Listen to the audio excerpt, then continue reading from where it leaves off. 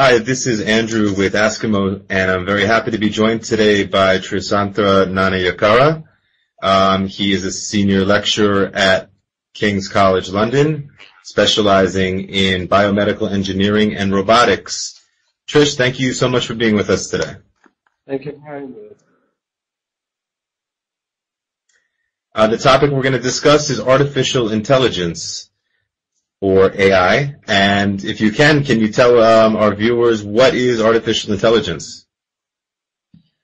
Okay, so before talking about artificial intelligence, what is natural intelligence?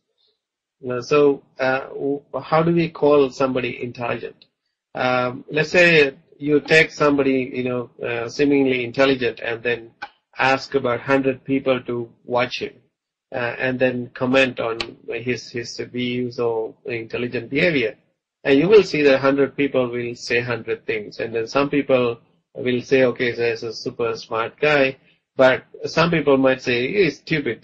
Those views are really stupid or something.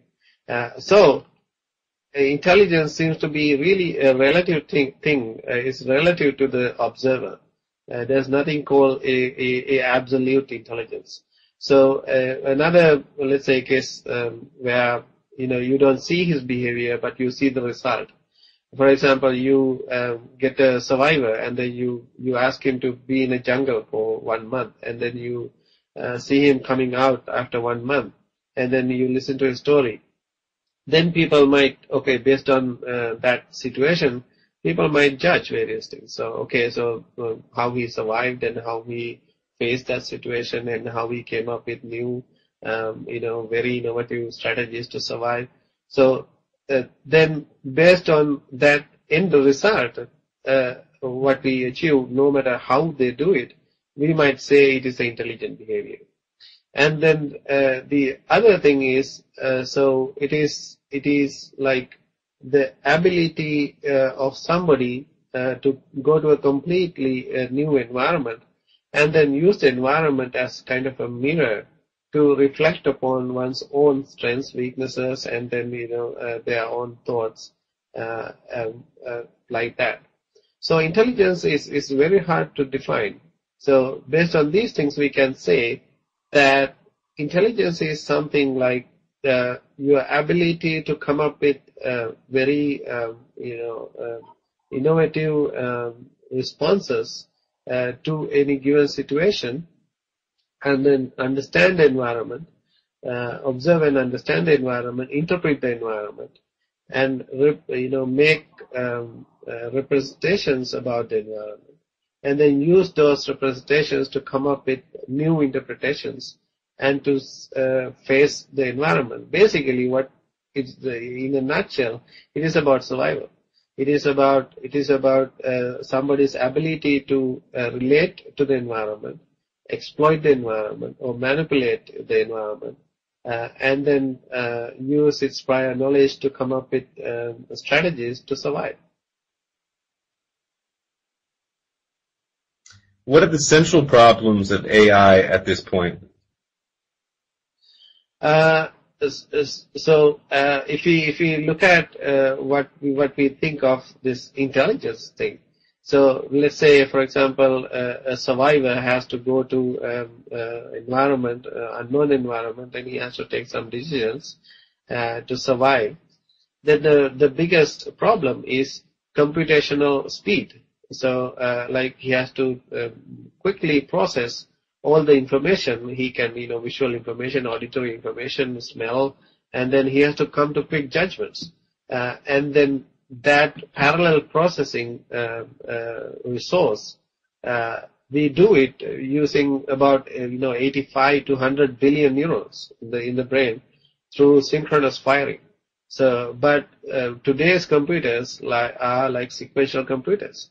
So fundamentally there's a computation problem no matter what algorithm you run on them.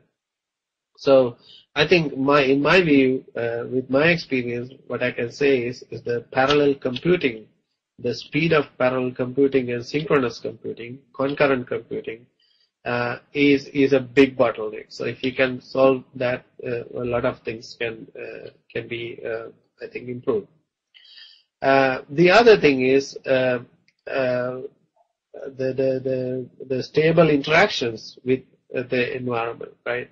Right now, most of the robots are very, they are comfortable on carpeted floors and very structured, very calibrated environments, but they cannot go into uncalibrated, unstructured environments and survive.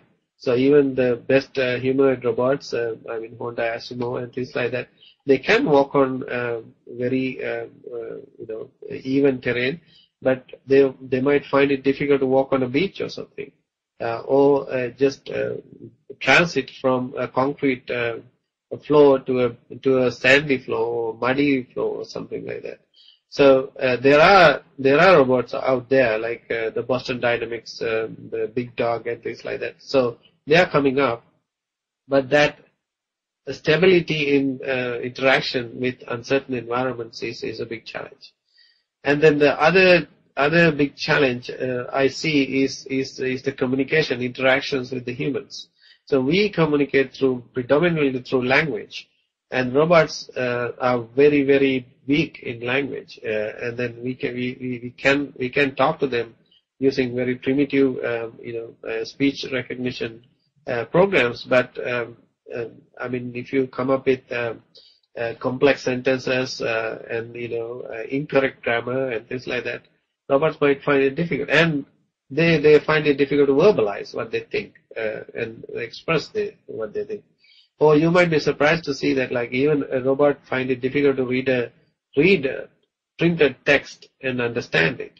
So that language interpretation and communication is another big problem. The other thing is representation and reasoning. So when we see the world, how do we abstract it? How do we kind of reduce it to some kind of neural representation or mathematical representation, and then how to use it to further kind of induce come up with new concepts.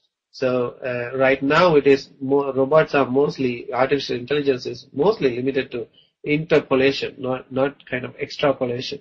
So you give some set of data, they are good at finding relationships within that data domain, but not go out of that. It's very difficult. So that seems to be a big problem. And then embodied intelligence. So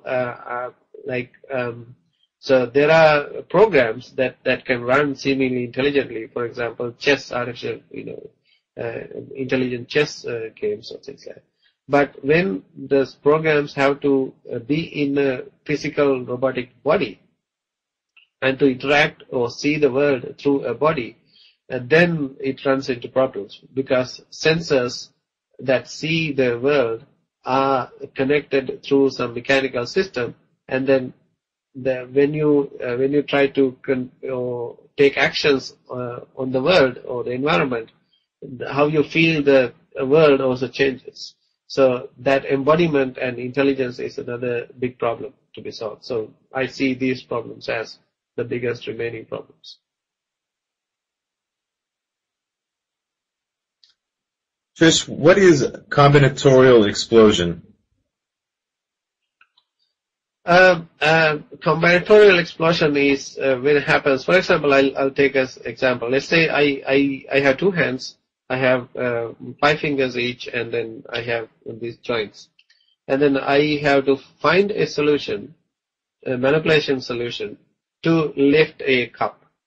So then I can do it with the left hand, I can do it with the right hand, and then let's say that is two choices. And then if it is too heavy, I have to go and do a bimanual manipulation. Then what is the role of the left hand? What is the role of the right hand? And then let's say I have now two wrists, and then wrist has 3 degrees of freedom, let's say. And then how do I combine these 6 degrees of freedom in the wrist? And then let's say I come up with a solution. I search this 6-dimensional space of this wrist, and then come up with a solution. And then how to combine the fingers. So it is a kind of a search tree. When you go on, when you have a lot of freedom to take decisions, finding the right combinations kind of explodes, right? For example, I can simply take this two hands decision, but when it comes to wrist, let's say one wrist has three joints, and we can approximate that to 3 joints. Each joint can assume angle, let's say from 0 to 360, and then that 300 or 0 to 360, there are so many, lot of choices there.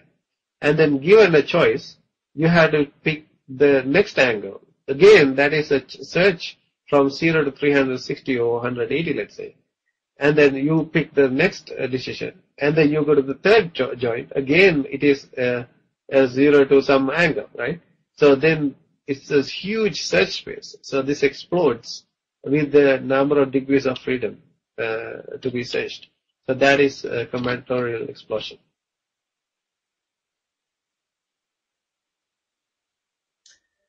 Thrish, have movies and other media inspired advancements in artificial intelligence? Yes, because in early 19th century, Asimov came up with these 3 rules that for a robot, and that is based on a fiction, science fiction. And then, like at the same time, the Rossum's Universal Robots stage drama came up.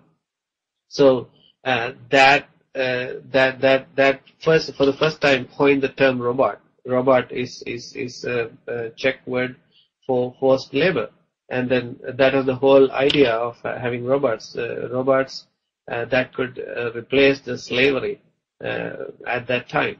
And then that stage drama, Rossum's Universal Robot, was a revolutionary piece of art that inspired a lot of engineers and scientists to work on this field of artificial intelligence. I mean, it really started from arts and the stage dramas. And then from there onwards, people must continue to write fictions, like, for example, in 2001 Space Odyssey, Hull. So that it's Hull's behavior and then the things he does to this journey, the Space Odyssey it is amazing. So before coming to this interview, I just sent to friends asking like what kind of artificial intelligence movies they liked, and they came up with things like WALL-E, Matrix, what is the WALL-E, Matrix, Prey. There's another novel called Prey. So that is about particles that assemble to be like a human. Eagle Eye, and then said Metro Dinner, and artificial intelligence, of course, AI movie, iRobot, a lot of these things. So they may not have directly influenced science as Asimov's fictions or Rossum's Universal Robots, but they kind of inspire a new generation of scientists, engineers to work in this field. And for example, Japanese manga, like manga characters, they have inspired a lot of Japanese engineers to do robotics. So good example is the HPS3 robot that is a humanoid robot that is straight from a manga character. So in various ways, arts is really influencing people. Thrish, thank you once again for interviewing with Eskimo TV. We appreciate your time and expertise. Thanks. Thank you very much.